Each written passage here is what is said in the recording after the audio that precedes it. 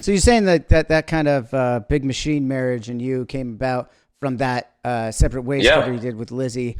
Amazing cover, by the way, and amazing pairing. I mean, two amazing voices in rock coming together to do a cover. It's really cool to hear. I remember hearing that shortly after we had our last conversation, and really excited to hear that. Also friends with Lizzy. She's insane. How did you and Lizzy get to? Oh, she's so good. She's a great person, great human being, and somehow an even better singer.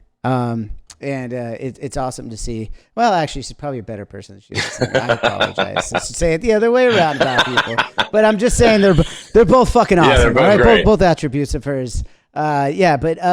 So how did you and Lizzy get together, and how did you pick Separate Ways? Real quick before we move on. Yeah, Lizzy and I had known each other since the Howard Benson days. When we were working on our second record, and they were working on their first with Howard. We met way back then, which was like 08, 09. And then we did some touring together with Three Doors Down back in 2013. And we were mutual fans of each other, and we kept threatening to do something together and at some point. And during the pandemic, we did this acoustic, we were doing these acoustic live streams. And I found out she lived in Nashville, and I was like, hey, would you want to come out and, jam with us on one of these live streams? And her and Joe came out, and we did a couple covers. We did like The Chain from Fleetwood Mac, and we did Man in the Box. And then we did one of the Hailstorm song. And so we were like, we still need to do something in the studio. Like, this just works. Like, this is too much fun, and you're such a badass, and we're geeking out over each other's voice. And fast forward to as we're out touring on Dearly Beloved, me and the guys were like, we need a definitive cover. Like, we need a cover. We've always done covers live, but we never really recorded one and put it out, and in the sense, like how Disturbed did, The Sound of Madness, and it became a Disturbed song, like you hear that song and you think of Disturbed now. And not Sound of Madness, Sound of Silence. Sound of Silence. I do. Yeah. We knew what you meant. We knew what you meant. It was mixing Shine Down. And at first it was kind of half jokingly, but it was, the thought process was like, find something from the 80s, something really synthy based, something that we can make really heavy. And I think one of the guys said, what if we did Final Countdown? And I was like, thinking about it, and I'm like, all I could pick. How do you make that song your own? Yeah, how do you make that? How do you take that away? It's going to be hard to get the cheese off of that one. And all I could picture was, I don't know if you've ever seen like Hot Rod, but all I could picture was us doing a karate montage. Oh, yeah. Like in the woods, like doing karate training. Like, that's all I could pick. I'm like, this is not the way, but we're on the right track here. No. Now I want to see that happen, though. Now I want to see that happen. And I'm picturing the Hot Rod with Andy Samberg. Yeah, with Andy Samberg. That movie's such a fucking classic. I love it. So good. But fast forward, we're off tour, and I'm sitting there watching Stranger Things with my wife, and it was like the last season.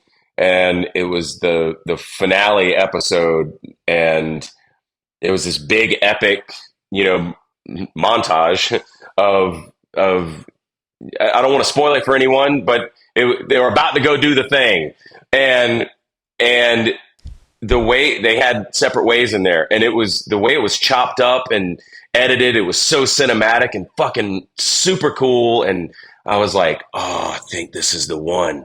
I think this is the song we need to do. And so I hit up my producer, Scott. I was like, dude, we need to do Separate Ways. This song's going to blow up right now. It's going to have a new resurgence from Stranger Things, and we need to get on it before anybody else does.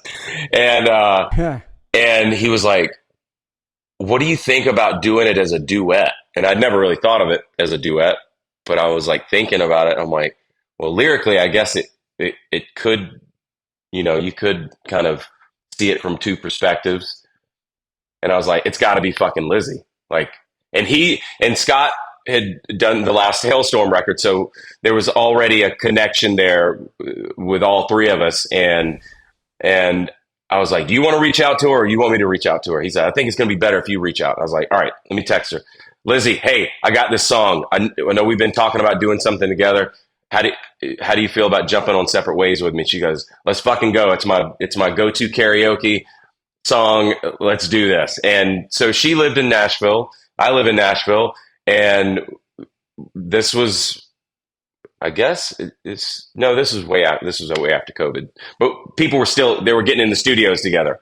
And it was the first time that I had done a collaboration with anyone where we were all in the same room in a very long time. And just I knew how good she was, but just getting to witness that in the vocal booth is like, I don't know what to describe it as or compare it to, but her level of pro is like unmatched. It's like she's so fucking good and she's so fierce behind the mic that it's intimidating. Even as myself, I'm sitting here going, I need to learn how to do this again. Like she's taking me to school right now.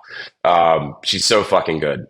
But that was and I knew what we were doing that day was special. Like, but then hearing it back, and when you have two vocalists that sing hard and powerful, it doesn't always work. It doesn't always gel. Sometimes it feels like one's competing to be the one, but it gelled so well. We were both like, "Oh shit, this works!" You know?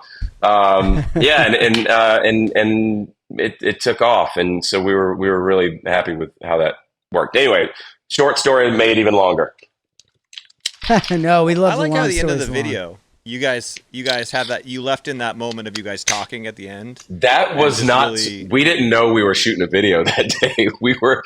Oh, really? We were supposed to be shooting like B-roll of us just jamming out in the studio, and the person they hired to shoot the B-roll comes in with these fucking tube lights and fog machines, and we're like, neither one of us were like dressed for a music video, and I was like, I guess I'm sitting. Oh, you were wearing a shirt then. See, Sam, Chris was wearing a shirt. I was wearing a shirt. That's why he said he wasn't ready for a music video. I'm reading the lyrics on a fucking music stand, and she was prepared. She knew it, and I'm sitting there reading the lyrics, and I'm going, maybe this will look cool in post.